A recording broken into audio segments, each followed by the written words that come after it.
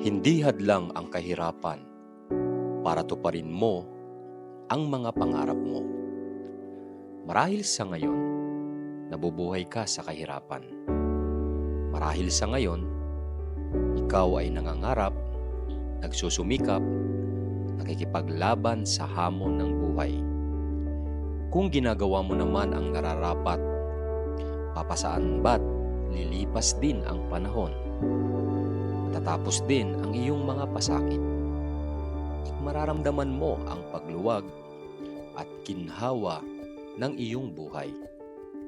Sa buhay, may panahon ng pagtatanim, pag-aaruga sa iyong tinanim. At darating din ang panahon na ikaw ay aani. Marahil sa ngayon, nasa panahon ka pa lang ng pagtatanim or nasa estado ka pa lang ng pag-aaruga. Pero kapatid, darating din ang panahon mo. Darating din ang ani na inaasam-asam mo. Tuloy-tuloy ka lang sa pagsusumikap.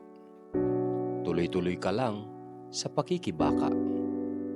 Sapagkat ang biyaya mula sa Diyos ay naghihintay lamang sa iyong kahandaan. Maniwala ka, kaya mong baguhin ang iyong buhay at kapalaran.